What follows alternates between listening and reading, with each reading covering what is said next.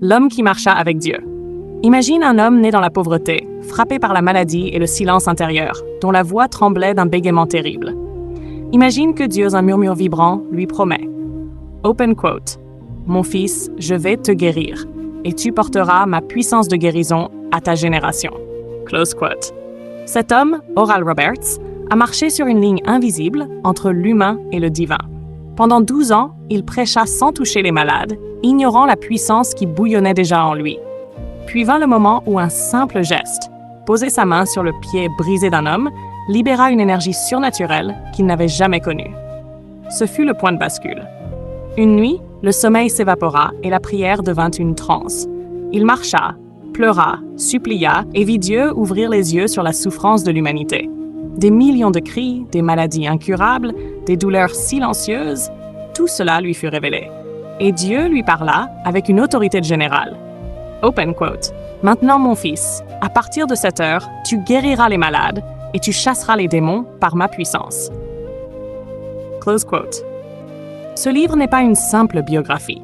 C'est le récit d'un homme choisi pour défier l'ordinaire, pour briser les limites de la foi humaine et pour laisser un impact spirituel qui résonnerait à travers le monde. À chaque page, vous marcherez avec lui dans l'intimité de ses visions, de ses luttes, de ses nuits de prière et de sa mission qui bouleversa l'histoire de l'évangélisation et de la guérison divine. Préparez-vous. Ce que vous allez lire n'est pas seulement l'histoire d'Oral Roberts.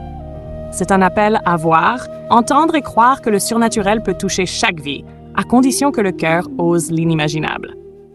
Salut, que la grâce soit sur ta vie. Bienvenue sur cette chaîne. Dans cette série, chaque vidéo est une plongée dans la vie de celles et ceux qui ont marqué l'histoire par leur foi, leur passion et leur engagement. Des biographies inspirantes, des parcours bouleversants, des réveils spirituels, tout cela pour nourrir ta foi et t'encourager dans ta marche. Si ce contenu t'interpelle, abonne-toi, clique sur j'aime et surtout, partage cette vidéo avec quelqu'un qui a besoin d'être encouragé aujourd'hui. Chapitre 1. Le fils de la pénombre et de la promesse. Pontotoc, Oklahoma, 1978. La poussière rouge s'infiltrait dans chaque recoin de la maison. Dans cette pauvreté oppressante naissait un garçon fragile, tremblant de santé, dont la voix se brisait sous un bégaiement terrible. Chaque mot était un combat, chaque souffle un défi. Et pourtant, quelque part au fond de lui, une flamme brûlait. Une soif irrépressible de Dieu. Oral Roberts n'était pas destiné à une vie ordinaire. Dès son enfance, il sentit un appel qui dépassait tout ce qu'il pouvait comprendre. Dieu voulait l'utiliser pour toucher l'invisible, guérir l'incurable et réveiller un monde endormi dans la souffrance. À l'adolescence, il est frappé par la tuberculose, une maladie qui aurait brisé n'importe quel corps fragile. Mais Roberts expérimenta quelque chose que la science ne pouvait expliquer, une guérison divine. Il se souviendra toute sa vie du murmure de Dieu. Open quote, mon fils, je vais te guérir, et tu porteras ma puissance de guérison à ta génération. Close quote. Ce fut une promesse, une mission. Mais la route serait tortueuse. 12 ans s'écoulèrent, et Roberts prêcha avec ferveur, mais il ne toucha pas les malades. Il parlait de foi, de guérison, d'amour de Dieu, mais le feu intérieur qu'il portait restait en sommeil. Il ignorait encore comment libérer cette puissance. La pauvreté, la maladie, la solitude, tout cela aurait pu le briser. Mais chaque épreuve, chaque moment de faiblesse, chaque larme silencieuse le préparait à l'inattendu. À ce stade, Oral Roberts n'était encore qu'un instrument silencieux, un homme façonné par la souffrance, marchant dans l'ombre de la promesse divine. Et puis, le tournant arriva. Un simple accident, un pied écrasé sous un objet lourd, et Roberts fut appelé à poser sa main sur l'homme souffrant. Il ne comprenait pas ce qui se passait. Mais le miracle advint. L'homme se leva, guéri. Et pour Roberts, ce fut comme entendre l'écho de Dieu lui disant « Open quote, c'est toi. Maintenant, marche dans ma puissance. » Close quote. C'était le début d'un éveil, le premier souffle de ce qui allait devenir un ministère capable de bouleverser des millions de vies, de traverser les continents et de défier le temps. Ce premier miracle n'était pas seulement physique. Il allumait la flamme qui brûlerait dans son âme jusqu'à la fin de sa vie. Roberts venait de franchir le seuil. La promesse faite dans son enfance, guérir, prier, marcher avec Dieu, commençait enfin à prendre corps. Mais ce qui allait suivre allait dépasser tout ce qu'il avait jamais imaginé. Chapitre 2. Les nuits où Dieu lui montra le monde. Après ce premier miracle, tout changea. Mais la véritable initiation d'Oral Roberts ne se fit pas sous un chapiteau bondé, ni devant des milliers de visages émerveillés. Elle se fit dans la solitude de la nuit, là où personne ne pouvait le voir, là où même son propre corps semblait se dissocier pour laisser l'esprit dialoguer avec l'Éternel. Roberts, qui n'avait jamais été somnambule, commença à se réveiller en marchant dans son sommeil. Il pleurait, sanglotait, priait avec une intensité qui le faisait perdre toute conscience de son corps. Chaque nuit, il vivait la même scène, un appel intérieur irrépressible, un hurlement silencieux qui jaillissait du plus profond de son âme. Sa femme, Evelyn, le découvrit plusieurs fois errant en transe, incapable de dire pourquoi il agissait ainsi. Alors il commença à parler de son rêve, un rêve qu'il revécut chaque nuit. Open quote. Il voyait l'humanité comme Dieu la voyait. Close quote. Des millions de visages défilaient devant lui, chacun marqué par la douleur, la maladie, la solitude et le désespoir. Il entendait les cris étouffés des malades, le murmure des affamés, les pleurs des enfants que personne ne consolait. Il vit le cancer, la tuberculose, les infirmités, les cœurs brisés, et la souffrance ne se limitait pas au corps. Les âmes étaient marquées, les esprits captifs, les vies déchirées. Il était écrasé par la vision. Mais dans cette affliction, Dieu lui parla. Avec une voix ferme, autoritaire et tendre à la fois, il lui donna une instruction précise. Open quote. Lise les évangiles et le livre des Actes, 3 fois chacun à genoux en un mois, et je te montrerai Jésus. Close quote. Roberts obéit, et à travers les pages, Jésus sortit des mots, s'incarna dans la lumière de sa chambre. Il vit le Christ tendre la main, guérir, aimer, toucher, sauver. Il sentit chaque geste, chaque regard, chaque souffle de compassion. C'était comme si le Sauveur lui montrait, dans une intimité ineffable, ce qu'il devait devenir, un canal de guérison et de vie. Puis vint le moment où Dieu le mit à genoux dans un petit bureau, seul, verrouillé. Roberts raconte, open quote, « Je suis tombé à terre et j'ai dit que je ne me relèverai jamais tant que tu ne m'aurais pas donné ta puissance. » Close quote. Il resta là, peut-être des heures, peut-être des jours, dans l'éternité du moment. Il supplia, il implora, il se sentit insignifiant face à l'infini. Et puis, une présence traversa son corps comme un éclair, une énergie, une puissance, un feu spirituel qu'il ne pourrait jamais oublier. Dieu lui dit simplement, open quote, « Mets-toi debout, va, touche, guéris. » Close quote. Ce fut le basculement total. Roberts n'était plus seulement un homme appelé, il était un instrument chargé de l'onction divine, destiné à changer des vies et à réveiller des nations. Ce qui commence ici n'est pas seulement un ministère. C'est un appel cosmique, un défi à l'ordinaire, une invitation à croire que le surnaturel peut agir dans chaque vie, pour peu que le cœur ose écouter et obéir. Et ce que Roberts ignorait encore, c'est que ces nuits de prière, ces visions et cette puissance nouvelle allaient attirer des foules de milliers, puis de dizaines de milliers, et que ses mains deviendraient des instruments de miracles que le monde n'avait jamais vus depuis les premiers disciples. Chapitre 3. Le premier miracle public et la puissance déchaînée. 1947, un appel urgent arriva.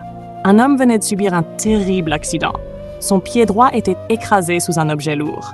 La douleur le consumait, les cris perçaient la nuit et personne ne savait quoi faire. C'est alors qu'Oral Roberts fut appelé, et il se précipita avec un ami. Ce qu'il vit sur place fut brutal. L'homme se roulait par terre, tenant son pied déformé, hurlant de douleur. La peur et la panique l'envahirent. Mais Roberts sentit une compassion brûlante, un feu dans sa poitrine qui le poussait à agir. Sans réfléchir, il se pencha, posa sa main sur le pied brisé et murmura au nom de Christ. Puis il se recula. Rien ne semblait se passer. Jusqu'au moment où l'homme se leva lentement, remua son pied d'avant en arrière, retira sa chaussure et frappa le sol avec son manteau. Open quote. « Frère Roberts, qu'est-ce que vous m'avez fait ?» demanda-t-il, stupéfait. « Rien, » répondit Roberts, mais au fond de lui, il savait que Dieu venait de se manifester par ses mains. Close quote. Cet instant fut le premier feu public, le premier témoignage tangible que la promesse faite dans son enfance n'était pas un rêve, mais une réalité qu'il devait embrasser. Son ami, témoin du miracle, lui dit « Open quote, Si vous pouviez faire cela tout le temps, vous pourriez amener un réveil à toute l'humanité. Close quote. Ces mots résonnèrent dans son esprit comme une cloche de feu. Pour Roberts, la foi ne pouvait plus rester théorique. Il devait agir, toucher, guérir et montrer que la puissance de Dieu pouvait traverser ses mains. Dans les mois qui suivirent, les campagnes commencèrent. Il parcourut villes et villages, établissant de grands chapiteaux, appelant les malades à venir. Les foules affluaient. 3 000, 5 000, 10 000 personnes chaque soir. Des paralysies étaient brisées, des maladies incurables disparaissaient et des vies furent restaurées sous ses yeux. Mais la puissance n'était pas seulement physique, elle était spirituelle et émotionnelle. Roberts voyait les cœurs brisés se relever, les esprits captifs se libérer et les âmes endormies s'éveillaient dans une joie et une gratitude que rien ne pouvait contenir. Chaque guérison, chaque cri de soulagement, chaque larme versée dans ces chapiteaux était un rappel vivant que Dieu choisit des instruments humains pour accomplir l'impossible. Roberts n'était plus simplement un prédicateur. Il était un canal vivant de la compassion divine, un feu ambulant qui consumait la peur et la douleur partout où il passait. Et c'est à partir de ce moment que la légende commença à se former. Un homme capable de marcher avec Dieu. Un homme dont les mains pouvaient délivrer la puissance divine. Un homme dont la vision allait changer la perception de la foi et de la guérison pour tout un siècle. La scène du pied écrasé n'était que le début. Mais à partir de cette nuit-là, le monde commença à sentir le tremblement d'un ministère qui n'était pas ordinaire, mais surnaturel. Et Roberts comprit que chaque personne qu'il touchait était un appel à la transformation, une démonstration que Dieu pouvait agir dans le tangible, le visible et le quotidien. Chapitre 4. Le ministère mondial et la fondation de l'ORU, 1963. Au début des années 1960, Oral Roberts n'était plus simplement un prédicateur local ou un guérisseur extraordinaire. Sa réputation traversait les États-Unis. Des foules de milliers affluaient à Tulsa, Oklahoma, et ses campagnes touchaient des vies entières. Mais Roberts avait une vision qui dépassait de loin tout ce que le public pouvait voir. Former des leaders, éduquer et étendre le ministère sur le plan mondial. En 1963, il franchit un seuil décisif, la fondation de l'Oral Roberts University, ORU. Ce n'était pas un simple campus universitaire. C'était une ville miniature de foi, de formation et de puissance, conçue pour préparer une génération capable de marcher avec Dieu et de répandre les guérisons, l'Évangile et l'amour divin à travers le monde. Roberts avait une vision triple. 1. Spiritualité intense. Chaque étudiant était formé à prier, jeûner et imposer les mains. 2. Excellence académique. Théologie, science, leadership, mais toujours au service de la mission divine. 3. Puissance mondiale. Former des ministres capables d'aller au-delà des États-Unis et de toucher des millions de vies. À la même époque, Roberts comprit que la télévision et les médias étaient des instruments divins. Il lança ses programmes nationaux et mondiaux, atteignant des millions de foyers. Les gens ne venaient plus seulement pour entendre un sermon, ils venaient pour voir la manifestation de Dieu. Il multiplia les campagnes à travers l'Amérique et au-delà, Canada, Europe, Afrique. Partout, des malades étaient guéris, des vies transformées et l'espoir renouvelé. Ses auditeurs racontaient des histoires bouleversantes. Paralysie brisée, cécité retrouvée, maladies chroniques effacées. Mais Roberts n'était pas seulement un guérisseur spectaculaire. Il voulait connecter la foi et la médecine. Il rêvait d'un centre médical où science et prière coexisteraient, offrant aux malades tous les moyens possibles pour guérir. Ce projet, visionnaire, ne se réalisera pleinement qu'après de nombreux défis financiers, mais il montre l'ampleur de son ambition. C'est dans cette période que Roberts devient une force spirituelle globale. Son ministère ne se limite plus aux chapiteaux ou aux salles locales. Il devient un appel universel à la foi active, à la guérison et à la transformation des sociétés. Open quote. Impact concret. Close quote. Fondation de l'ORU. 1963. Campagne touchant des dizaines de milliers de personnes simultanément. Début de la diffusion télévisée nationale. Vision du ministère mondial et des centres de guérison intégrés à la médecine. Roberts avait compris une vérité fondamentale. La puissance de Dieu lorsqu'elle est canalisée par un instrument humain obéissant, peut remodeler le monde. Et il ne s'arrêterait pas avant que sa vision ne s'étende sur tous les continents, transformant les malades, les cœurs et les sociétés. Chapitre 5. Le pouvoir de ses mains et le défi du million. Oral Roberts avait déjà touché des milliers de vies avec sa foi, mais il comprit très tôt que la véritable puissance de Dieu se manifestait par les mains humaines, guidées par l'Esprit. Ses mains n'étaient pas seulement des instruments physiques. Elles étaient des canaux vivants de guérison, d'autorité et de délivrance. Chaque campagne, chaque chapiteau, chaque auditoire ressentait cette énergie. Les malades venaient à lui, tremblants d'espoir. Roberts posait ses mains, parfois seulement quelques secondes, et des paralysies se rompaient. Des tumeurs semblaient disparaître, des douleurs anciennes s'effaçaient. Les témoins pleuraient, criaient et racontaient à leur entourage l'expérience d'un contact humain transformé en miracle divin. C'était la signature de son ministère, l'imposition des mains. Roberts disait toujours, open quote, « Ce n'est pas moi, c'est le Christ qui agit à travers moi. Mes mains ne font que transmettre ce qui vient d'en haut. » Close quote. Mais son ministère mondial, ses campagnes et surtout la vision de l'ORU et du centre médical avaient besoin de ressources immenses. En 1987, face à des difficultés financières majeures, Roberts fit quelque chose de radical. Il lança un appel public, une campagne de foi audacieuse. Open quote. Il déclara que si Dieu ne lui donnait pas $1 million dans les 10 jours, il annoncerait publiquement qu'il quitterait la Terre.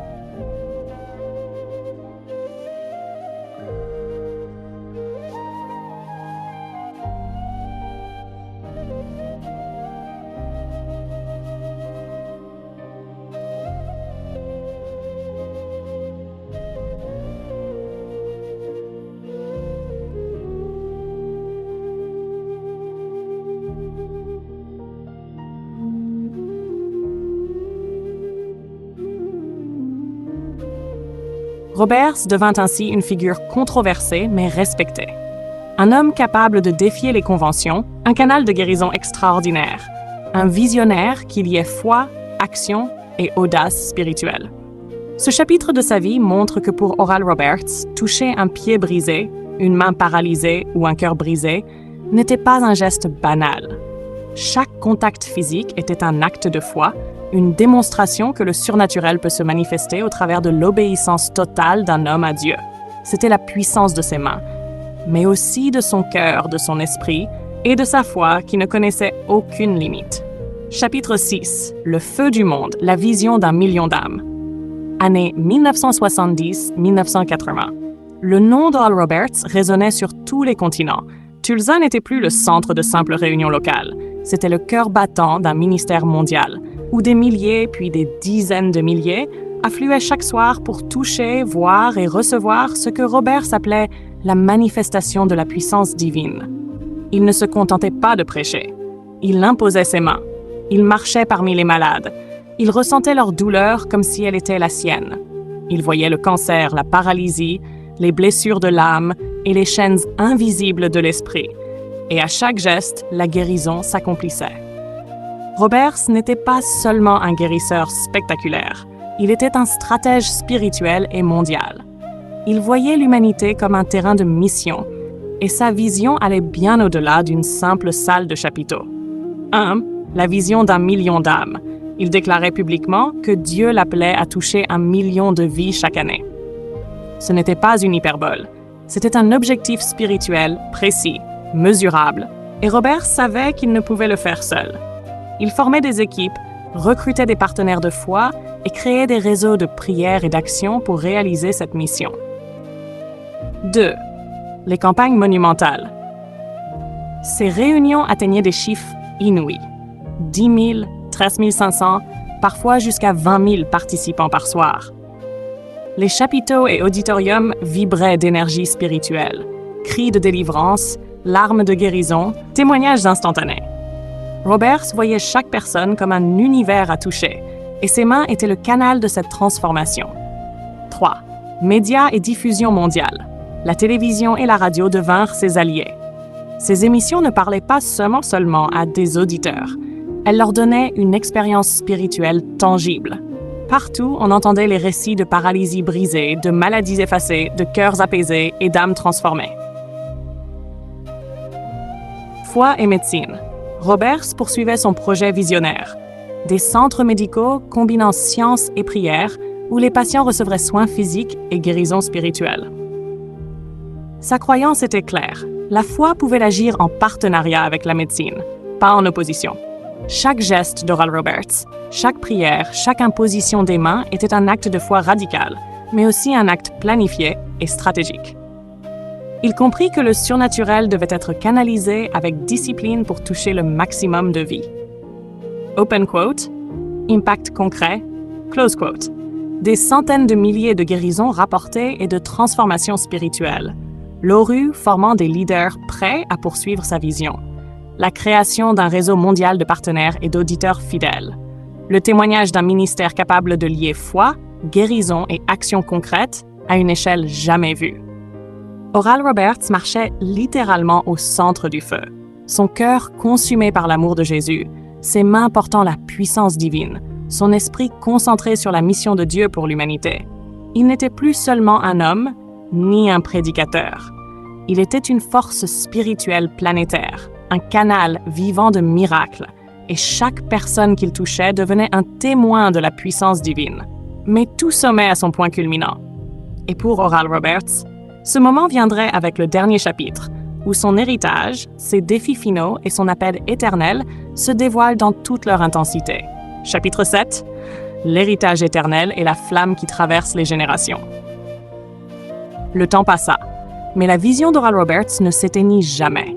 Chaque prière, chaque main posée sur un malade, chaque auditoire bouleversé avait allumé une flamme spirituelle qui continuerait de brûler longtemps après lui. Roberts voyait le monde comme un terrain de mission sans limite. Même dans ces dernières années, son esprit restait infatigable. Il voyait des vies à transformer, des âmes à réveiller et des générations à former. Il insistait sur une vérité radicale. Open quote. Ce n'est pas l'homme qui change le monde, c'est Dieu à travers l'obéissance totale d'un homme. Close quote. Son héritage n'était pas seulement institutionnel avec l'ORU ou ses centres médicaux. Il était personnel et relationnel, transmis à des leaders émergents qui porteraient le flambeau dans de nouvelles terres. Parmi eux, Myles Munroe, jeune prédicateur de Bahamas, reçut un impact direct de Roberts. Munroe raconte comment il fut profondément inspiré par la vie et la foi d'Oral Roberts, sa conviction que la foi peut remodeler les sociétés et son insistance sur la formation des leaders.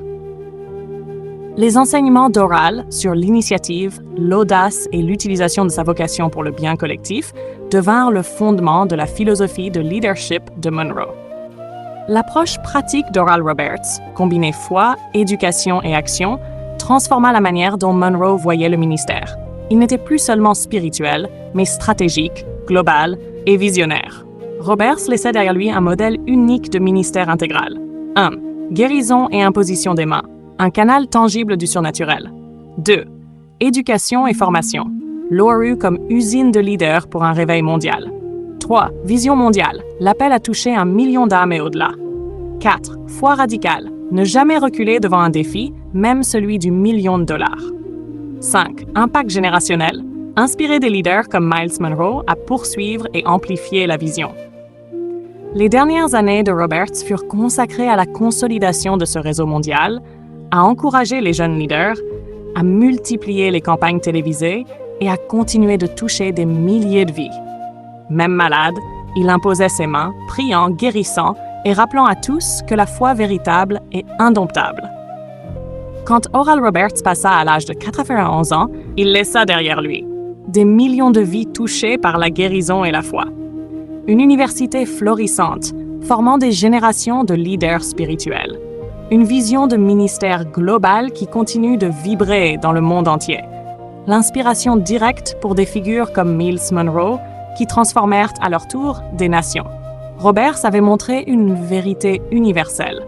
La puissance de Dieu peut traverser les hommes et les générations. Chaque main qu'il posa, chaque âme qu'il toucha, chaque vision qu'il partagea était une étincelle dans un feu éternel. Aujourd'hui, lorsque l'on voit des leaders charismatiques comme Monroe élever des nations, répandre l'Évangile et former des leaders, on reconnaît la flamme allumée par Oral Roberts. Une flamme qui ne s'éteindra jamais parce qu'elle est alimentée par la foi radicale. L'obéissance totale et la puissance de Dieu à travers un seul homme qui osa marcher avec lui. Open quote, Oral Roberts n'était pas simplement un prédicateur. Il était un réveil incarné, un canal de miracles et le point de départ d'un héritage mondial qui continue aujourd'hui de transformer des vies et des nations. Close quote. Chers amis, c'était l'histoire de Oral Roberts, le prédicateur, innovateur, l'homme de miracles, qui a osé dans les années 50 se présenter à la télévision pour prêcher le bon Dieu, the good God. Alors, chère génération, la vie de Oral Roberts doit nous parler.